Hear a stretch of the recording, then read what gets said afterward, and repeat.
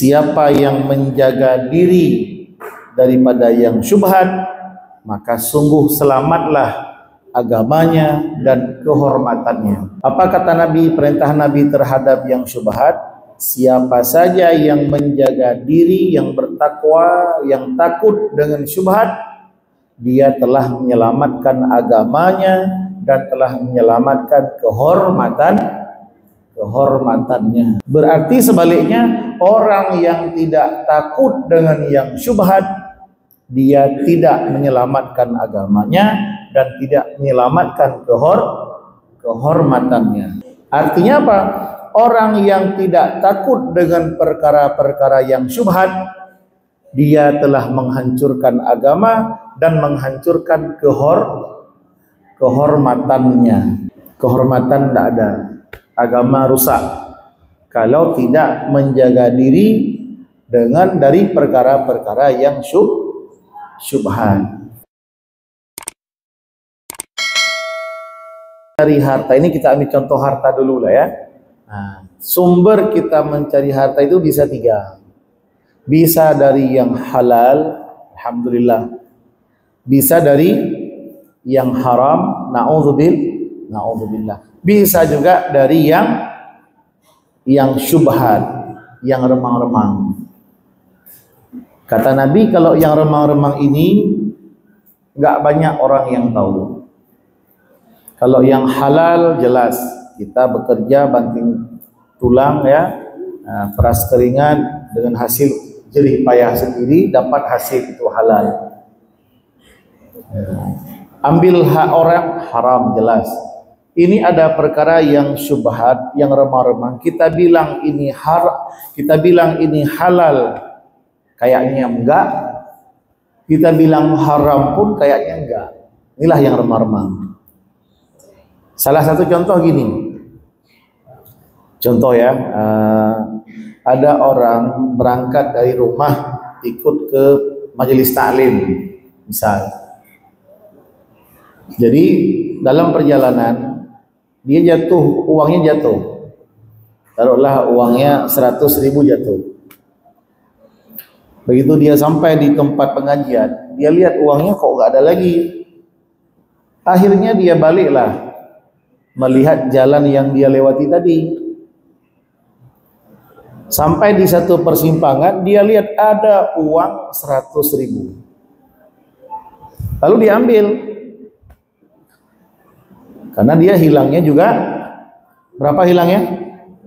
100. Dan dia dapati pun di jalan yang dia lewati. Setelah dia mengambil, barulah dia terpikir, apakah betul itu uang saya? Atau barangkali orang lain pun bisa kemungkinan ada jatuh di situ 100.000 juga. Barangkali uang saya jatuh bukan di sini, tapi di sana. Ini gimana? Kalaulah kita pada posisi orang yang hilang duit itu, kira-kira ambil nggak? Kita ya, kalaulah kita pada posisi orang yang hilang duit tadi, Bu, kita hilang 100.000, pas kita balik jalan yang kita lewati tadi dapat 100.000, kira-kira kita ambil nggak? Ambil ya, ambil. Kita jatuh 100.000 dan di jalan yang kita lewati tadi. Pertanyaannya, halalkah itu? Yakinkah itu uang kita? Belum tentu. Bisa jadi orang lain pun di situ jatuh uangnya dan uang kita bukan di situ jatuhnya. Gimana itu? Ini contoh, ya. Ini salah satu contoh perkara-perkara yang syubhat, yang kebanyakan orang itu tidak selamat. Jangankan yang syubhat kayak gitu, yang haram pun kalau ada peluang disikat aja kan. Yang haram aja ditengok aman, kondisinya mendukung, disikat aja. Itu yang haram saja begitu. Tapi ingat, Nabi telah mengingatkan perkara itu ada tiga, ada yang halal dan sudah jelas, yang haram pun jelas, dan ada yang di tengah-tengah yang namanya apa? Apa namanya? Syubhat. Syubhat itu artinya remang-remang. Kita bilang halal tidak 100% halal, kita bilang haram pun tidak 100% haram. Itulah namanya syubhat. Lalu bagaimana sikap kita terhadap yang syubhat? Nah, kalau yang halal jelas silahkan ambil, ya, makan, nikmati, kasih untuk keluarga, berkah insyaallah. Kalau yang halal, yang haram tinggalkan. Itu azab. Yang haram itu azab, tinggalkan. Lalu yang remang-remang ini gimana? Yang enggak jelas ini gimana?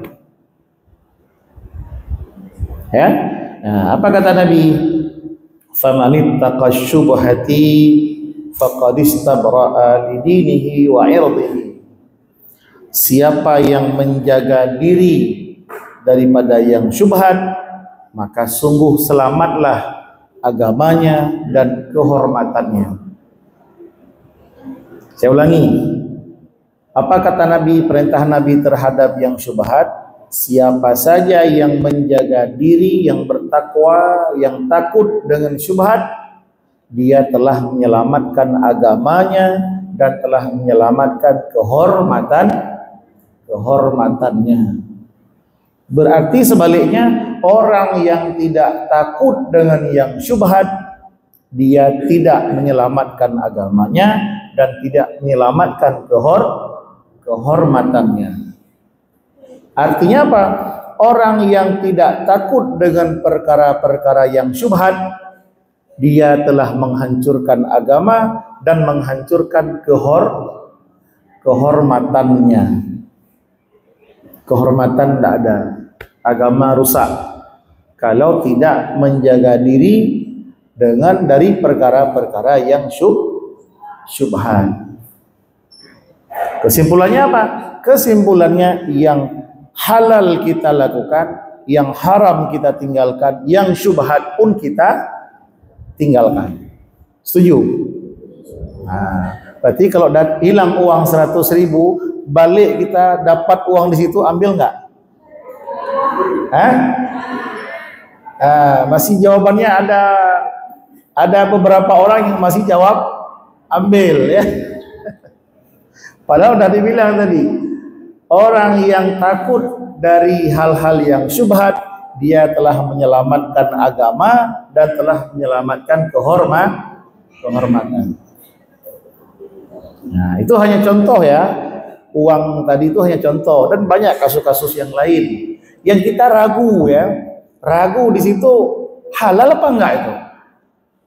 Yang kita ragu terhadap kehalalannya tapi tidak yakin keharamannya, itulah namanya syubhat.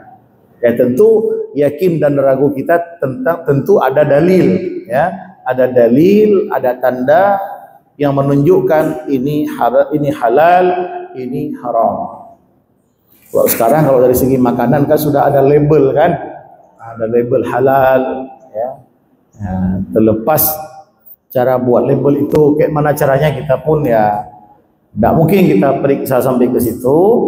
Yang penting kita lihat, oh ini sudah ada label halal, ya sudah. Atau tanpa label halal, tapi kita tahu barang ini dari mana, siapa yang membuatnya dan sebagainya, itu sudah halal.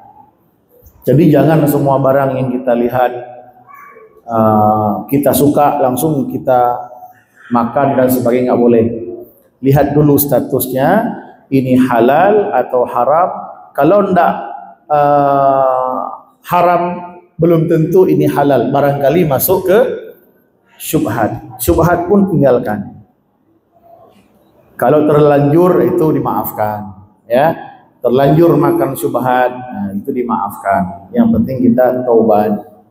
Ada orang yang terlanjur makan syubhat, bukan apa namanya, kalau dia tahu haram, ya. Ada cerita, entah ini asli apa enggak, tapi saya dengar cerita ini. Ada orang dari kampung datang ke Medan.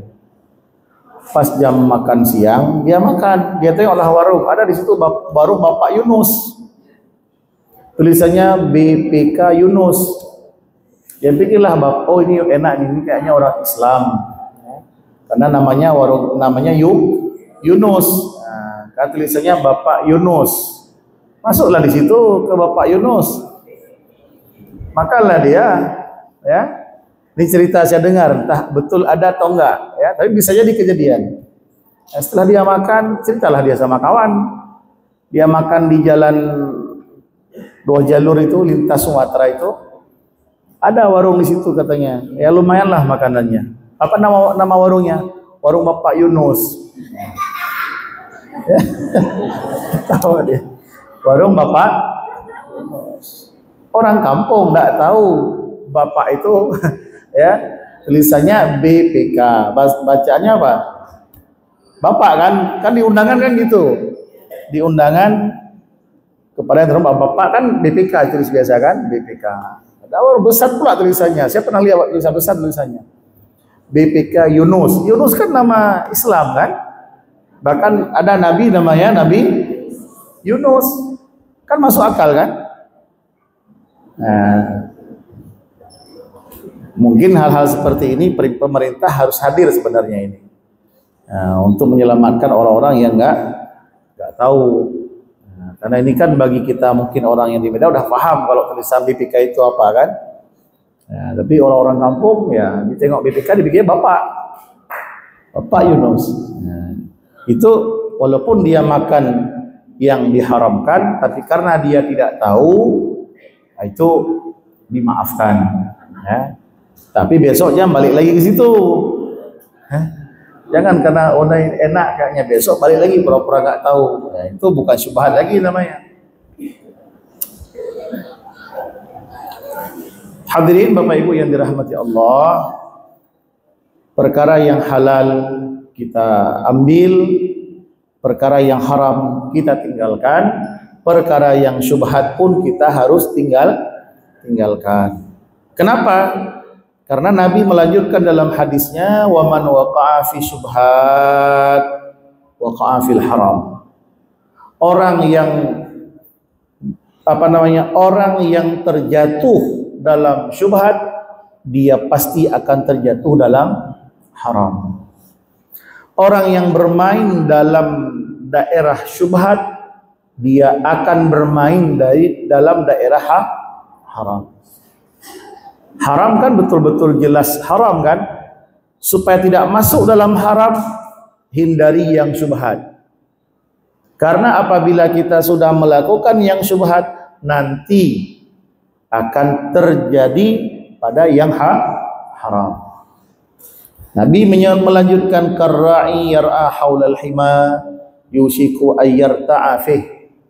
Sama seperti orang yang mengembala binatangnya, yang mengembala kambingnya misalnya. Dia mengembala di pinggir daerah yang terlarang. Apa yang terlarang? Pinggir sungai atau pinggir daerah yang memang terlarang.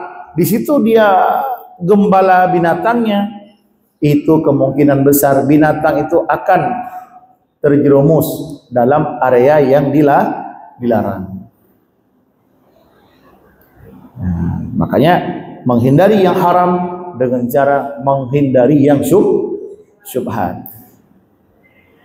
Sama seperti tidak mendekati zina, la taqrabuz zina. Tidak mendekati zina dengan cara tidak mendekati dengan perkara-perkara yang mendekati kepada zina. Apa perkara yang mendekati zina? Yang menonton, yang tidak baik, kemudian berdua-duaan dengan lawan jenis, ya, dengan yang bukan mahram. Nah, kan ada juga orang-orang yang dia bukan mahram, lawan jenis, mungkin satu profesi di kantor atau di mana, dia tidak berzina, tapi sering mereka jalan berdua kemana-mana. Ini kan rawan, ini kan? Ini rawan terjerumus dalam perbuatan zina. Maka yang syubhat kita jauhkan. Kenapa? Khawatir kita kalau sudah masuk dalam syubhat, sudah dekat masuk dalam haram.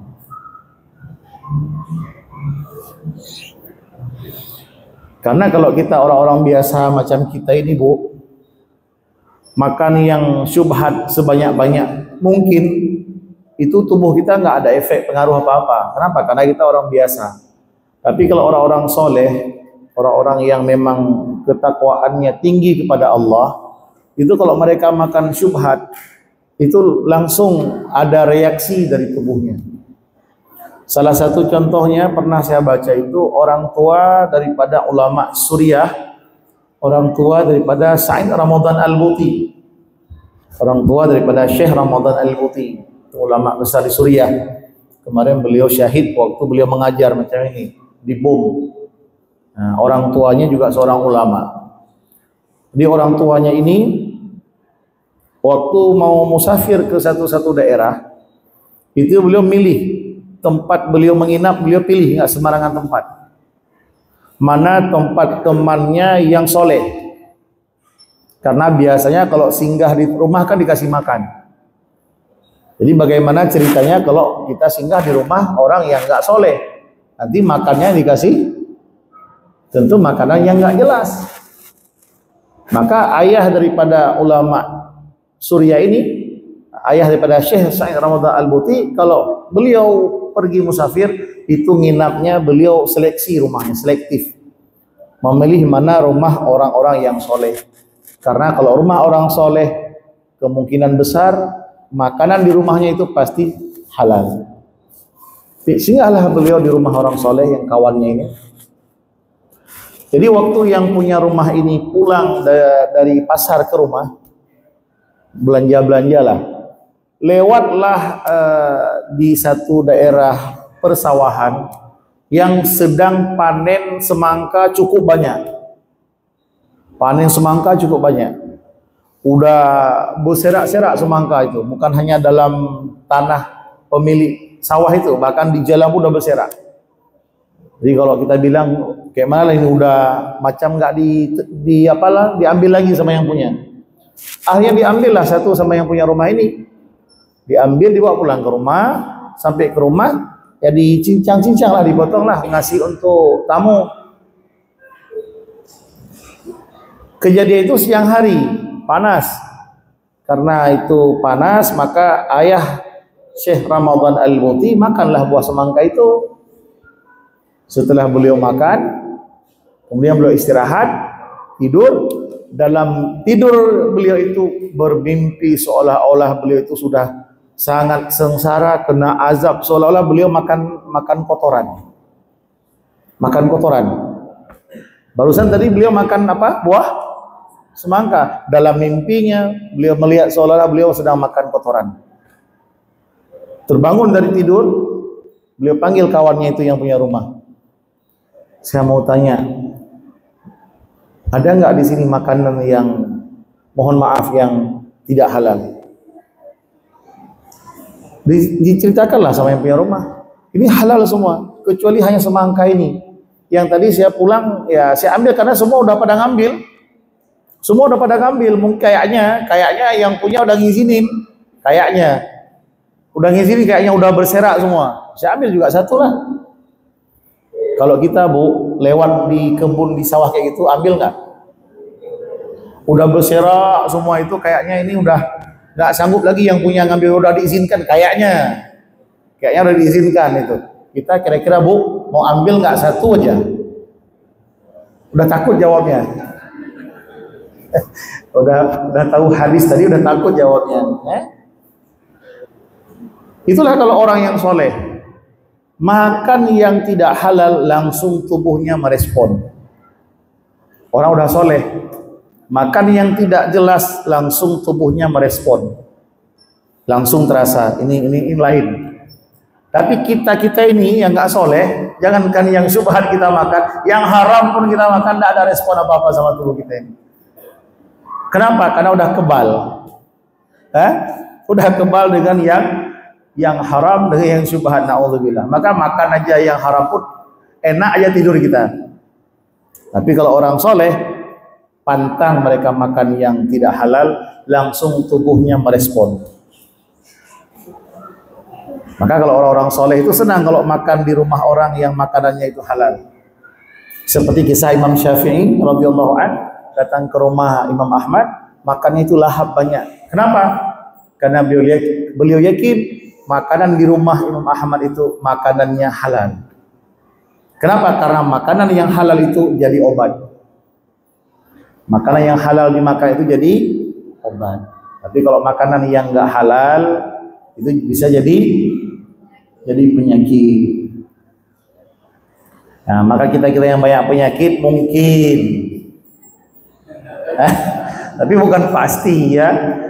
Kita yang sering-sering makan yang enggak halal, mungkin sering-sering sakit. Tapi jangan bilang yang sering sakit itu orang makan haram, itu salah. Udah, maka jaga daripada yang haram dan yang syubhat. Karena bermain di daerah yang syubhat itu dikhawatirkan akan terjerumus ke dalam yang haram. Kemudian lanjutan hadis Nabi, ala wa inna likulli malikin hima. Ketahuilah tiap-tiap raja itu ada daerah terlarang. Ada daerah privasi yang nggak boleh disentuh sama orang. Ada daerah khusus nggak boleh masuk orang lain. Kan gitu kan?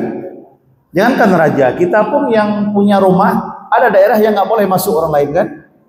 Apa itu? Kamar, ya kan? Nah, kamar kita itu kan privasi. Setiap kita punya daerah terlarang. Setiap raja punya daerah terlarang, nggak boleh orang lain masuk. Dan ketahuilah, ala wa inna himallah maharimuha.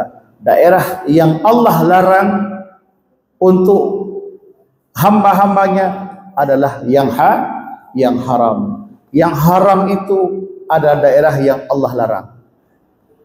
Bermain kita di syubhat, kita telah bermain di area di pinggir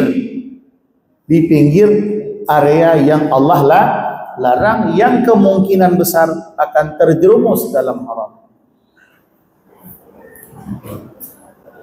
Kemudian disebutkan lagi oleh Nabi sallallahu alaihi wasallam, ala wa inna fil jasadi mudghah idza salahat salahal jasadu kullu. Ketahuilah, kata Nabi, dalam jasad manusia, dalam tubuh manusia itu ada mudghah, ada segumpal, ya, ada segumpal mudghah yang apabila dia itu baik, maka baiklah seluruh tubuh manusia itu. Dan apabila rusak yang segumpal mudghah itu, maka rusaklah seluruh tubuh manusia itu. Apa itu? Wahyal qalbu. Mudghah itu adalah qalbu. Apa makna qalbu? Hati. Kalau hati seseorang baik, maka dari ujung rambut sampai ujung kaki baik. Artinya sikapnya, perilakunya, pandangannya, ucapannya, pendengarannya, ya, pikirannya baik semua. Kapan itu baik? Apabila hatinya baik. Orang yang baik hatinya, dia akan memandang yang baik-baik. Dia lihat orang, pikirannya positif. Orang yang nggak baik hatinya, dia pandang orang, pikirannya negatif.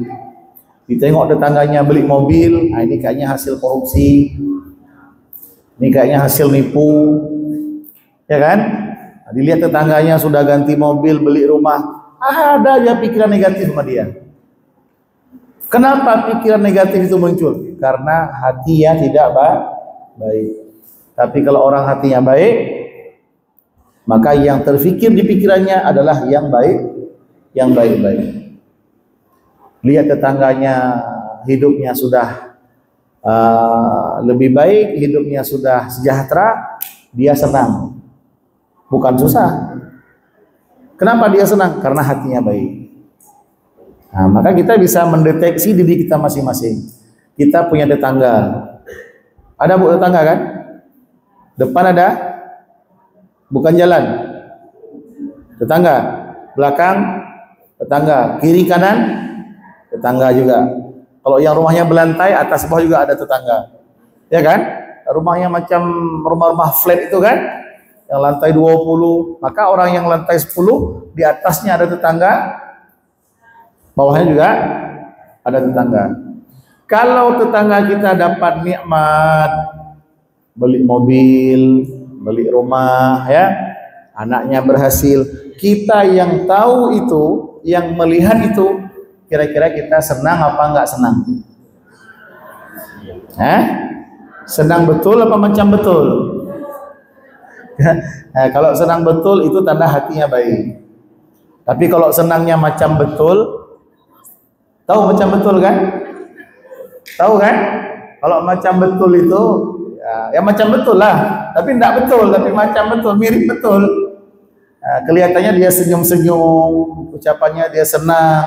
Alhamdulillah Pak, alhamdulillah Bu, kami ikut senang. Tapi di hatinya tidak betul. Itu kenapa? Karena hatinya tidak baik. Kenapa Nabi melanjutkan dengan masalah hati? Sebelumnya Nabi bilang masalah yang syubhat. Di ujung hadis Nabi bilang tentang hati. Apabila hati baik, maka orang akan baik. Apabila hatinya buruk, orang akan buruk. Padahal hadis ini sebelumnya menceritakan, menyebutkan tentang perkara yang syubhat. Apa hubungannya? Hubungannya makanan yang kita makan, pekerjaan yang kita lakukan, apabila itu tidak halal, berpengaruh ke hati. Bukan hanya kita yang makan, Pak, Bu. Bahkan kepada anak yang akan lahir berefek. Kita makan yang tidak halal, melakukan perbuatan yang tidak halal, itu berefek bukan hanya kepada diri kita, tetapi mohon maaf kepada anak kita juga berefek. Kenapa? Sesuatu yang lahir, yang tumbuh dari yang haram, ya, maka nerakalah yang lebih afdal baginya. Artinya biasa dengan umpama yang lain, buah jatuh tidak jauh dari pohonnya. Ada kisah seorang ulama yang sangat terkenal, ulama sufi, nama beliau Syekh Junaid Al-Baghdadi. Ini ulama terkenal dalam ilmu sufi, ilmu tasawuf. Beliau waktu mau meningkatkan ibadah, mau meningkatkan kualitas dan kuantitas ibadahnya, itu tubuhnya terasa berat. Terasa berat. Keinginan untuk ibadah yang banyak itu ada. Pengen sholat tahajud, pengen baca Quran, ya, pengen banyak sholat, bukan hanya yang wajib, yang sunat pun mau dikerjakannya, mau duha, pokoknya mau puasa, banyak ingin dia lakukan. Tapi tubuh ini semacam enggak mengizinkan. Ada enggak kira-kira kita begitu, Bu? Ada. Sama dengan yang dialami oleh ulama Syekh Junaid Al-Baghdadi. Ini bulan Rajab, udah ambil puasanya? Udah. Ada yang udah niat? Udah niat mau puasa? Udah puasa semua belum? Udah. Ada juga orang niatnya ada, tapi tidak kunjung terjadi. Niatnya tapi belum ada. Niatnya udah ada tapi belum dia kerjakan. Kalau santri, alhamdulillah anak-anak kita sudah. Tinggal orang tuanya yang masih dipertanyakan. Ada apa enggak kan? Kalau anak kita alhamdulillah sudah dari hari kedua kalau nggak salah kemarin. Apa yang beliau lakukan setelah melihat tubuhnya berat untuk ibadah? Keinginannya ada tapi berat. Beliau ngadu sama emaknya. Kan biasalah anak ngadu sama ibu kan? Mak, mau curhat dikit, boleh mak? Oh boleh nak, apa nak? Ini curhat orang dulu. Mau curhat anak sekarang bukan itu. Curhatnya, mak, ya boleh minta beli handphone baru gitu kan? Syekh Junaid enggak curhatnya, mak, saya sebetulnya pengen meningkatkan ibadah, pengen sholat tahajud, pengen duha pengen, pokoknya semua ibadah ingin aku lakukan mak. Tapi kenapa mak? Kok berat kali tubuhku ini? Kenapa? Jadi karena mamanya orang soleh bisa melacak di mana kesalahannya. Ya orang soleh kan gitu. Karena jarang berbuat kesalahan, pas ingat tahu di mana yang salah. Tapi kalau kita yang banyak kesalahan, ingatnya nggak bisa terbayang lagi karena semua salah. Jadi Mak Syekh Junaid ini ingat, bayang apalah kesalahan yang aku buat dulu. Teringatlah beliau, oh ini kayaknya nak. Dulu waktu Mama mengandung kamu, waktu Mama ada kandungan berapa bulan itu, Mama tengok ada roti punya tetangga kita. Ya wajarlah nak, orang sedang mengandung kan suka istilahnya itu, ngidam. Nah, tengok makanan kayaknya semua suka itu kan biasa itu kan, kalau kita lagi ngidam itu semua pengen. Apapun kita kayaknya keramik tuh kalau digoreng bisa kita makan kayaknya, ya kan? Biasa orang kerupuk, ini keramik kayaknya ini enak digoreng. Akhirnya karena beliau suka, lagi masa ngidam, tetangganya lagi nggak di rumah, dia ambillah sedikit untuk menghilangkan rasa penasarannya itu, dengan niat hati nanti kalau tetangganya balik dia minta izin, dia ambillah sedikit satu suap itu dia makan dengan niat mau minta izin nanti. Tapi karena tidak langsung pulang tetangganya, agak lama dia lupa. Kayaknya nak, itu yang pernah mak buat dulu kesalahan. Kok yang lain kayaknya mak nggak buat nak. Kayaknya itu yang mak dulu pernah buat. Ayolah mak, sekarang coba mama sampaikanlah sama ahli warisnya, mereka minta maaf.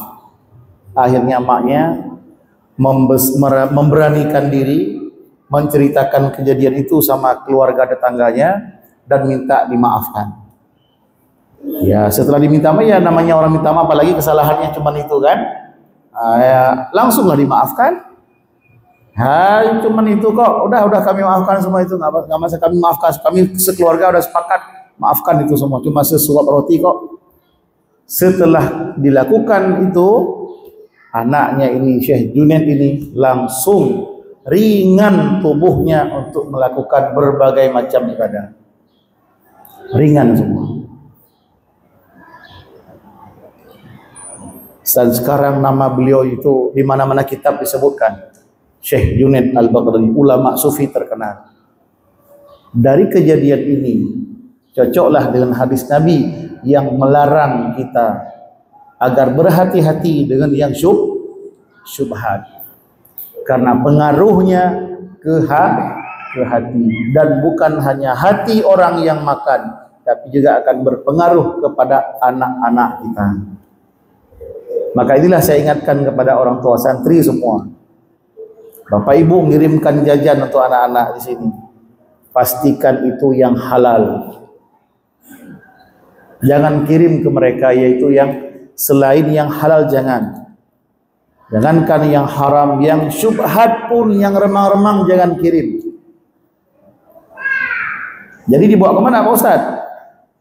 Makan sendiri pengaruh juga nanti ke anak selanjutnya. Iya kan? Maka solusinya gimana? Jangan ambil. Berarti kalau cerita tadi uang 100.000, jangan ambil. Kalau cerita buah semangka tadi, jangan ambil. Kalau cerita contoh itu saja kita nggak mau ambil, apalagi contoh-contoh yang lain yang lebih parah. Biarlah hak orang untuk orang. Hak kita untuk orang silahkan, tapi hak orang untuk kita jangan. Saya ingat kemarin waktu beli tanah pesantren ini, yang komplek Putra itu luasnya 11.000 meter, sehektar lebih. Jadi waktu pas pengukuran, datanglah anak-anak almarhum yang punya tanah itu. Nah, ramai mereka, berkeluarga ramai, ada 10 orang lebih. Nah, jadi pas pengukuran, waktu salah satu sudut diukur itu ada selisih dengan dengan pemilik yang di sampingnya lah, selisih ukuran. Apa yang diucapkan oleh anak almarhum yang punya tanah itu? Yang saya paling ingat betul. Memang dia bukan ustadz ya, bukan ulama, orang biasa. Tapi kata-kata dia saya ingat betul. Apa kata-katanya? Udahlah Pak, kami diajarkan sama orang tua kami, nak, biarlah hakmu diambil sama orang, asalkan hak orang jangan kalian ambil. Akhirnya dia mengalah, ukurlah tanah, dia mengalah, biarlah orang lain yang menang. Padahal kan itu uang kan, dan kalau dia ngotot dia menang, dia ada punya apalah, punya bukti yang kuat, tapi dia mengalah. Itu kembali kepada yang tadi. Maka kita harus belajar agar memilih makanan, harta, usaha itu yang halal, yang haram jauhkan, yang syubhat juga jauhkan, tinggalkan. Karena berpengaruh ke hati. Apabila hati baik, maka anggota tubuh seluruhnya akan baik. Mata kita akan memandang yang baik, akan menilai yang baik. Kita pandang sesuatu, penilaian kita baik. Kenapa? Karena hatinya baik. Selalu melihat yang baik-baik, yang positif saja kita lihat. Tidak kita mencari-cari aib orang. Semisal Imam Nawawi radhiyallahu an, itu beliau selalu menjaga hatinya. Bahkan beliau menjaga jangan sampai tahu aib orang lain. Pernah diceritakan Imam Nawawi sebelum beliau pergi ke tempat pengajian, ke tempat gurunya yang sedang mengajar, dia bersedekah dulu di jalan. Dia sedekah dengan niatnya apa? Ya Allah, dengan sedekah ini tutuplah aib guruku di mataku. Artinya apa? Dia tidak mau tahu tentang aib orang lain, apalagi aib gurunya. Saking begitu baiknya beliau, nggak mau tahu. Kalau kita nggak mau tahu, apa cari tahu? Cari tahu, hai si fulan itu kayak mana? Saya dengar gini-gini ya.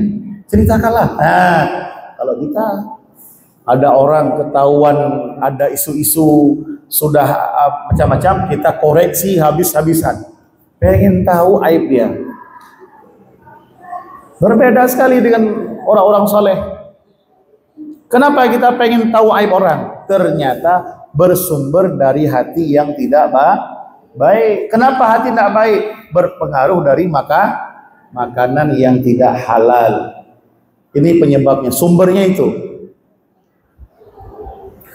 Dan hati-hati kalau kita makan atau minum yang haram atau yang syubhat. Guru saya almarhum Profesor Ramli Abdul Wahid, sudah wafat beliau. Beliau bilang gini, kalau kita memakai pakaian yang haram atau yang syubhat, itu masih agak mendingan dibandingkan kita makan yang haram atau yang syubhat. Kenapa? Kata beliau, kalau kita pakai pakaian yang haram atau yang syubhat, kita buka, lepaskan, selesai, taubat, selesai. Tapi kalau makanan, minuman yang sudah kita makan, sudah jadi darah, jadi daging. Cemana kamu cabut daging itu? Ya, apa jadinya kalau anak-anak kita yang masih polos, masih lugu, belum ada dosa, kita kirim uang yang tidak halal, jadi darah daging mereka, apa yang akan terjadi? Tanggung jawab kita orang tua.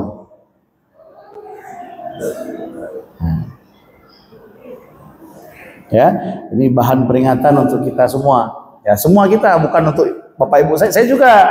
Karena kan ini kita baca hadis Nabi kita semua, ya saya juga punya keluarga, saya juga punya anak kan. Ini untuk kita semua. Jadi kalau kita itu sudah memiliki hati yang baik, apa kata Nabi tadi? Seluruh tubuh akan baik, pandangan akan memandang yang baik, telinga mendengar yang baik-baik saja. Nggak mau dia dengar yang nggak baik. Nggak mau dia dengar orang mengumpat, orang menggosip, nggak mau dia dengar. Kalau ada di sampingnya orang sedang mengupat, dia menghindar. Kalau dia bisa kasih nasihat, udahlah, kita alihkan aja lah pembicaraan kita yang lain aja lah. Nggak usah kita ceritakan tentang aib orang. Tuh kan? Kenapa bisa ada begitu komentarnya? Karena hatinya baik. Tapi kalau hatinya nggak baik, oh sedap itu. Lagi ada lagi ceritakan lagi. Kalau sekarang media itu share terus, ya kan? Yang orang ada aib di share kemana-mana. Orang yang baik nggak begitu. Dia memandang, mendengar itu yang baik-baik saja. Mulutnya berucap yang baik. Semua baik. Langkahnya ke tempat-tempat yang baik, ke pengajian, ke masjid. Ya, kenapa dia bisa melangkah ke tempat yang baik? Karena perintah raja. Siapa raja? Hati. Hati adalah raja bagi anggota tubuh. Tangan, kaki, mulut, mata, telinga, ini rakyat. Ini tentara, pasukan. Dia semua akan ikut perintah raja, perintah hati. Kalau rajanya baik, maka perintahnya ke yang baik-baik saja. Termasuk pikiran, berpikir yang baik-baik, menilai yang baik. Ada kisah yang sering saya ceritakan. Dulu ada seorang nabi, kalau tidak salah Nabi Isa atau Nabi Musa. Beliau melewati satu jalan. Pas di jalan yang beliau lewati ada bangkai anjing yang mati. Sudah beberapa hari, yang sudah keluar bau busuk yang sangat menyengat. Hanya tinggal giginya aja yang putih itu. Gigi kan nggak busuk kan? Nggak busuk gigi kan? Giginya putih itu nggak busuk. Yang lain sudah keluar ulat semuanya. Lewatlah Nabi dengan para pengikutnya. Apa komentar para pengikutnya? Mereka bilang ini bau bangkai, bangkainya bau busuk kali. Mereka tutup hidung. Bau busuk ini bangkai, bangkainya jijik dan sebagainya lah. Apa komentar sang Nabi? Putih kali giginya ya. Nah, putih kali giginya. Coba lihat bagaimana komentar Nabi dengan pengikutnya. Melihat hal yang sama, melihat kepandangan yang sama, tapi penilaiannya berbeda. Sama yang mereka lihat. Pada waktu yang sama, benda yang sama mereka lihat, pada waktu yang sama, tapi penilaian mereka berbeda. Itulah kata sebagian orang-orang yang bijak. Masalah sekarang bukan apa yang engkau lihat, tapi masalahnya bagaimana cara engkau melihat. Maka akan keluar yang positif. Kenapa? Karena hatinya baik. Mau hatinya baik, Bu? Mau, Pak? Jadi kalau hati baik itu enak. Orang yang hatinya baik itu hidupnya enak, lempang. Ya, tidak sempit hidupnya. Tapi kalau orang yang hati yang baik itu sempit hidupnya. Mau keluar, dia belum punya mobil, tetangga keluar pakai mobil, nggak pede dia. Cemana lah. Ini kita udah lama hidup ini. Dia yang baru kemarin kawin udah punya mobil, keluarnya ke arisan dia pakai mobil, kita pakai kereta. Dia duduk di kereta nggak nyaman. Risih. Begitupun pakaian, nggak nyaman. Kita pakaiannya nggak bermerek. Kawan-kawan pada pakaian bermerek dan sebagainya. Sempit hidupnya, nggak leluasa. Itulah orang-orang yang hatinya nggak baik, itu hidupnya jadi sempit. Maka salah satu cara agar hati baik adalah pilihlah makanan yang halal, pilihlah pekerjaan yang halal, jauhkan dari yang haram, jauhkan dari yang syubhat. Terakhir ada disebutkan oleh banyak ulama.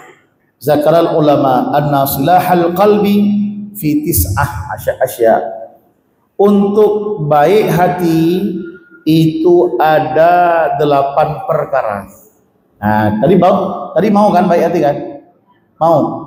Saya kasih resep ini. Bukan resep dari saya, bukan. Resep dari para ulama. Ini dicatat, nanti diamalkan. Di samping tadi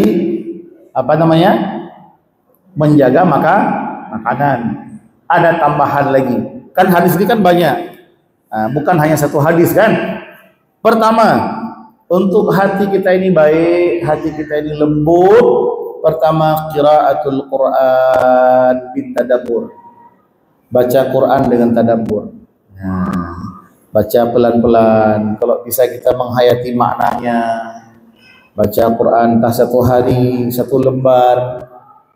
Ya, setiap habis sholat entah baca satu lembar, satu halaman, baca tiap hari.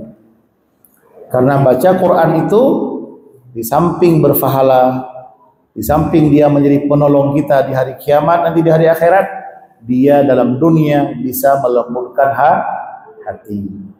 Itu satu. Dua, khala'ul butni bitaqlilil akli. Sedikitkan makan. Kosongkan perut dengan cara sedikitkan makan.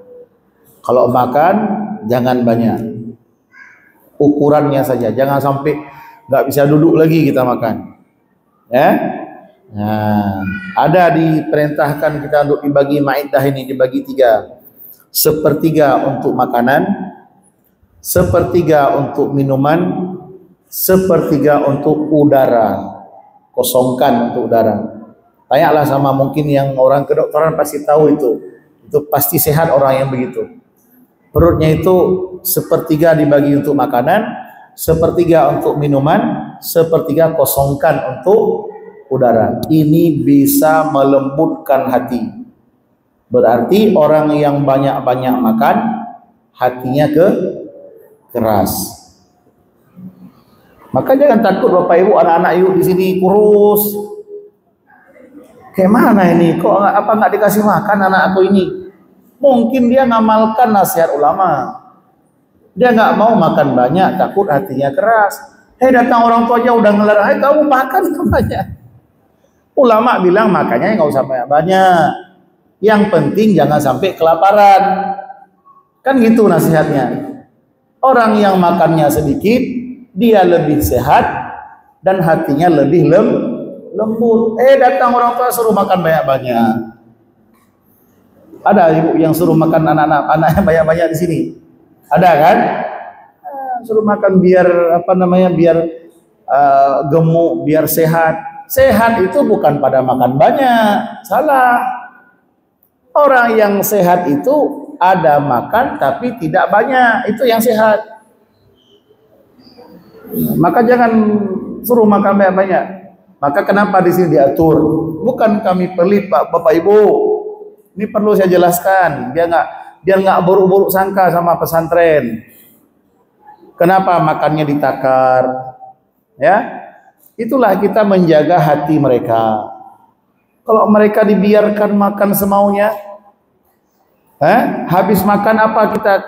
Kalau kita orang biasa makan kenyang, udah kenyang maunya kemana? Ngaji apa tidur? Tidur.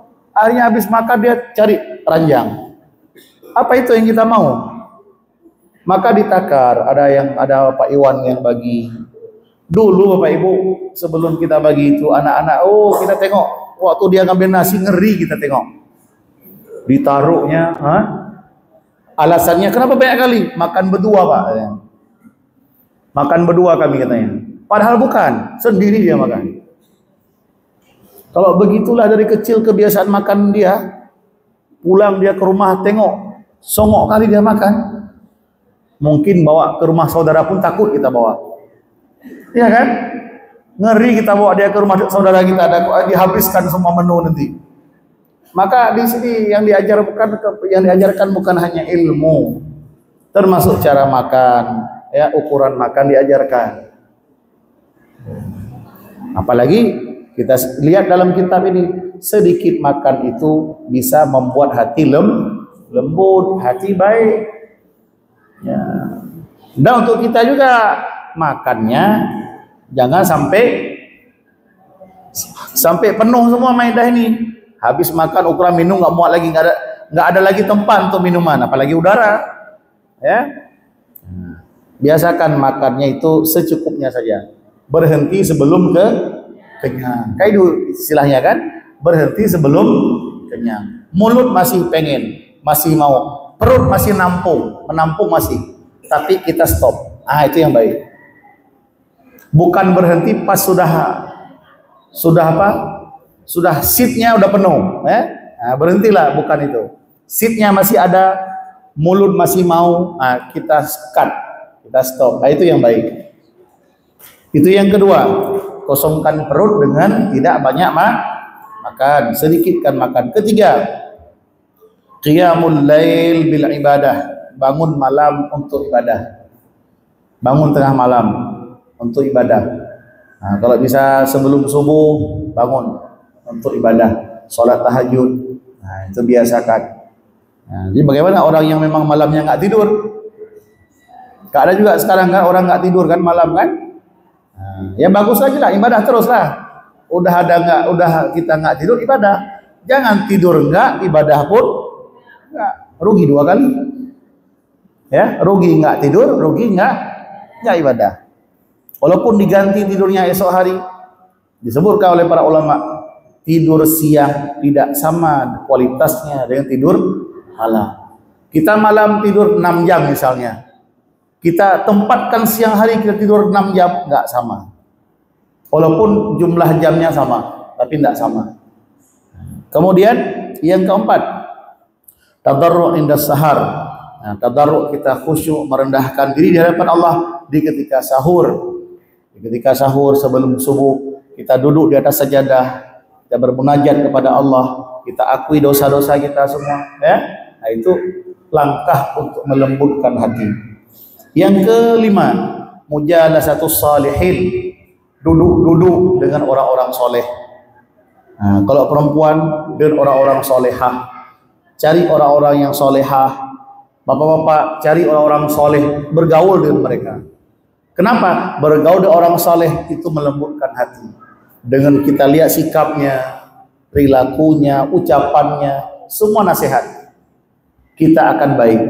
Jangan bergaul dengan orang-orang yang salah, tapi bergaulah sama orang yang soleh. Itu yang keberapa? Kelima. Yang keenam, as-sumtu amma la ya'ni, diam, jangan ngomong yang tidak penting, jangan cakap yang tidak penting, ya, yang tidak perlu nggak usah ngomong. Kadang-kadang kita suka aja ngomong, apalagi ibu nih kan, yang bawaan perempuan gitu kan. Di rumah siapa lebih banyak cakap, suami sama istri? Pasti kebanyakannya banyak istri. Ada takaran itu, ada jumlahnya itu. Maka kalau ibu-ibu misalnya itu siangnya banyak tidur, itu malam lama dia berhenti ngomong karena belum habis kuotanya. Ada kuota itu. Tengoklah orang yang udah habis kuota ngomongnya, diajak ngomong udah malas. Ngomonglah. Kenapa? Kuotanya udah habis. Ada yang begitu kan? Kita ajak ngomong udah malas dia. Kenapa? Tadi udah banyak dia ngomong, di kuotanya udah habis. Nah, jadi ngomong memang harus kita keluarkan. Itu memang fitrah kita. Kita memang diciptakan jadi orang yang harus ngomong. Yang paling penting ngomong yang penting. Jangan habiskan kuota untuk yang tidak penting. Untuk ngomong ada kuotanya. Jangan habiskan paket itu untuk yang tidak penting. Pilih mana yang penting, ke situ gunakan. Nah, kemarin saya dengar nasihat seorang ulama Indonesia, kata beliau gini. Kata Prof. Buya Hamka, kalau nggak salah ya Buya Hamka. Oh, bukan Buya Hamka, Prof. Puri Syihab. Jangan kamu ngomong sesuatu yang tidak kamu ketahui. Ya, apa katanya? Jangan kamu ngomong sesuatu yang kamu tidak ketahui. Dan tidak semua yang kamu ketahui harus kamu ngomong. Ya, kalau ngomong harus yang kita tahu. Jangan ngomong yang nggak tahu. Dan kalau sudah tahu, tidak semua harus kita ngomong. Paham? Fi kulli maqam maqal. Tiap-tiap tempat itu ada ucapannya. Sama orang susah, jangan kita ceritakan mobil mewah. Ya, sama orang susah jangan cerita kita beli rumah baru. Sama orang yang nggak punya anak, jangan cerita kita udah nambah anak, nambah cucu. Sama orang miskin yang ceritakan kita banyak duit. Jangan. Lihat, oh ini orang mana, cakap, sesuaikan pembicaraan dengan orang yang mendengarkan ucapan kita. Ya, jangan di depan orang miskin kita udah cerita bangun ruko lagi kita. Ya, sewa kedai lagi, beli mobil. Yang dengar itu ya ampun, udah jatuh ketimpa tangga lagi, udah miskin, dengar cerita macam gitu lagi, apa nggak pusing awak? Ya kan? Nah, cerita yang sesuai dengan orang yang mendengar. Yang keberapa tadi? Keenam, jangan ngomong yang tidak penting. Tapi di rumah sama suami, Bu, jangan nanti diam aja bawaannya. Pulang sini nanti diam semua. Kok diam kamu? Kata Abi Fahmi, jangan ngomong yang nggak penting. Ya, tanyalah sama suami, bang perlu apa? Mau saya buatkan apa? Gitu. Nah. Mudah. Yang keberapa? Yang ke-7. Uzlah an ahli jahil. Kita menghindarkan diri dari orang-orang yang bodoh. Orang-orang yang jahil jangan kita jadikan kawan. Boleh kita berkawan dengan orang jahil, tapi untuk menghilangkan kejahilannya. Jangan kita jadikan teman akrab selalu bergaul dengan orang-orang jahil. Kenapa? Akan ketular nanti bodohnya. Ya, bergaullah sama orang-orang yang soleh, orang-orang berilmu. Kapan kita bergaul sama orang jahil? Waktu mengajarkannya, menasehatinya, boleh. Nah, maka kalau selama ini kawan kita ada yang bodoh, ada yang pintar, nggak apa-apa.